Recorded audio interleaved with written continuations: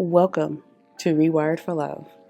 I am your host, JaCarie Owens, licensed mental health counselor, EMDR basic training coach and consultant, group practice owner and supervisor at Courageous Minds Counseling, relational trauma expert, and the most important one, your honest but loving homegirl therapist who's not afraid to talk about the messy parts of healing.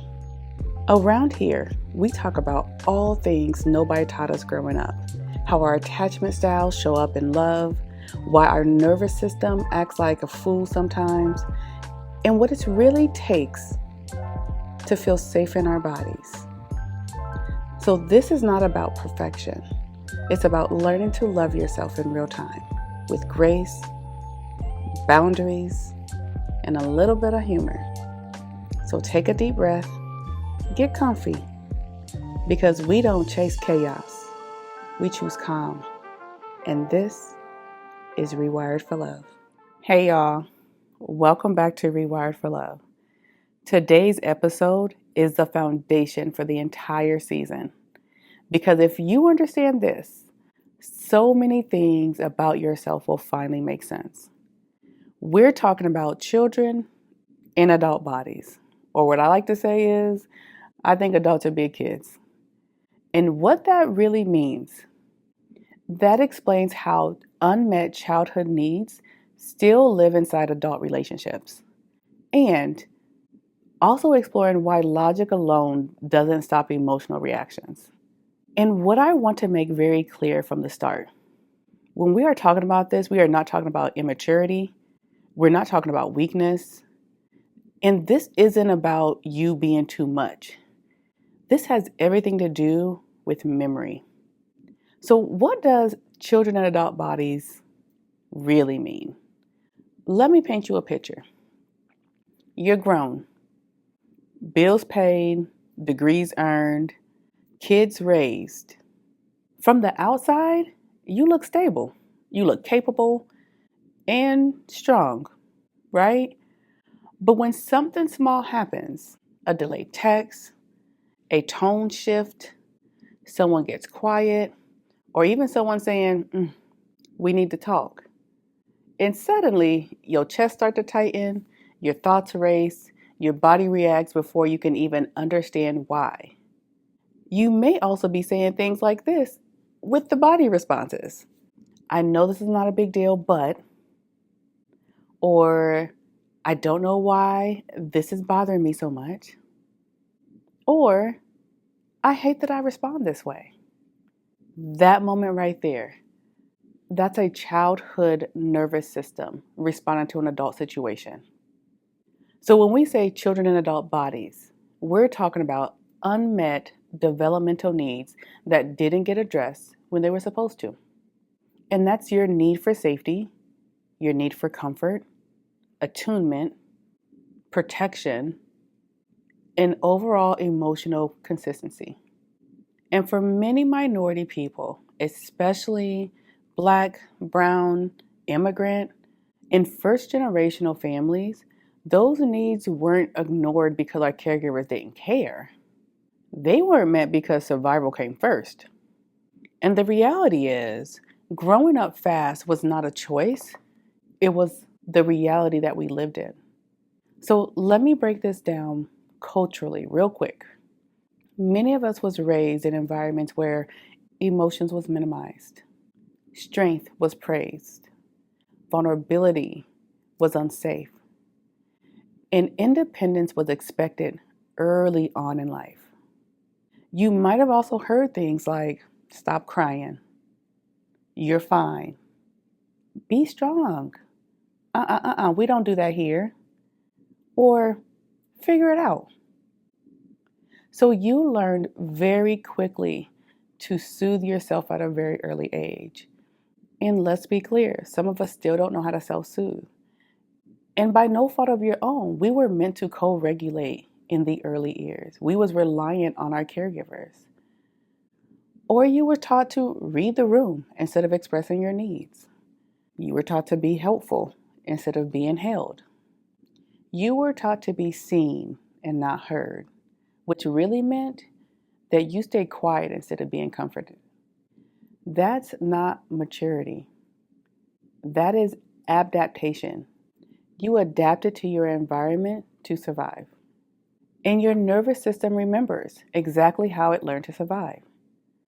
So now, as an adult, when connection feels uncertain, when someone pulls away, when love feels unstable, your body doesn't ask what is happening now.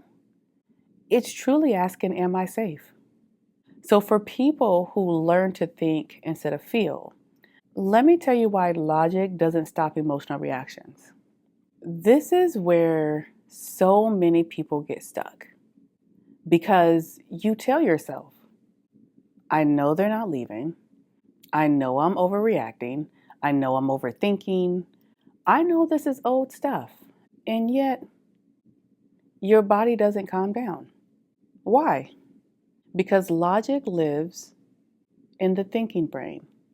That's that prefrontal cortex. But trauma and attachment memory lives in the body and the emotional part of brain. And what happens is, once you go into the emotional part of brain, logic is out the window. So you can't out logic your nervous system. Your nervous system learned safety through survival. That's actually why you know better, but you still respond the same way. You understand the pattern, but you still feel overwhelmed. You explain your feelings, but you don't feel relief. Your reactions are not coming from immaturity. They're not coming from a logical place. They're coming from implicit memories. And implicit memories are the kind of memories that form before language, before reasoning, before choice. They simply are formed before we had words. So you may be asking, how do I know if I have attachment wounds or if I have child reactions to adult situations? Let's be real quick. If you didn't receive consistent emotional availability, here's what it would look like. You fear abandonment. You need reassurance. You probably panic when closeness feels uncertain. Now, if you weren't allowed to have needs, you may overgive, struggle to ask for help, feel guilty when wanting support. On another hand, if you grew up in unpredictability, you may confuse chaos with chemistry. You may also feel bored in calmness. However, you stay hypervigilant in relationships. And another thing, if you had to be the strong one for yourself, you might minimize your pain, avoid relying on others. You may shut down when overwhelmed. But I want to be clear, none of this means you are broken. It really means that your body learned love under pressure. Now, if we were to bring this back to Black and brown people, we will now understand why minority trauma is so misunderstood. Here is something that doesn't get said enough. Minority communities often normalize emotional neglect because it was wrapped in cultural strength, generational survival, historical oppression, or economic stress. So when you start healing within these communities, here's some of the things that you will probably hear. Oh, that wasn't that bad. You may hear, well, others had it worse. And you may also hear, well, you turned out fine. But here's the truth. You can turn out functional and still be unfulfilled. You can survive and still feel unsafe in love. And yes, you can be successful and still be emotionally young inside. But this is what I really want you to hold on to within this journey is that healing doesn't mean blaming your caregivers. It means acknowledging what your body learned. So as we continue to learn and grow, honestly, in this episode, I want you to really sit with this. When you shut down during conflict, cry harder than expected, feel small when someone is disappointed, or even panic when closeness shifts, I want you to know this is not weakness. That's your younger part of you saying, ugh, this feels familiar. And healing starts when you stop asking, what is wrong with me? And you start asking, what did my body learn back then? And I know this is a lot to hold for one episode. And to recognize sometimes that your reactions are maybe childlike. So I want to take a moment here. I want to pause for a moment. And I want to do a check-in with yourself. If you are able, place one hand on your chest and one hand on your stomach. And I want you to take a slow, deep breath in through your nose. And a longer breath out through your mouth.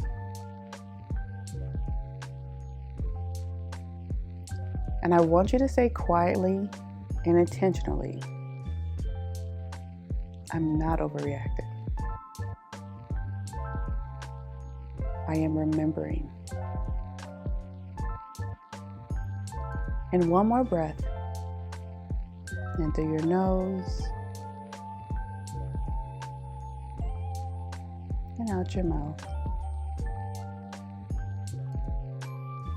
I am safe now, even if my body hasn't caught up yet.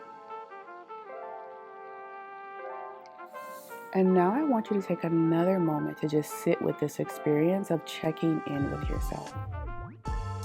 I want you to do this daily to increase your own self-awareness and understanding how you show up in the world.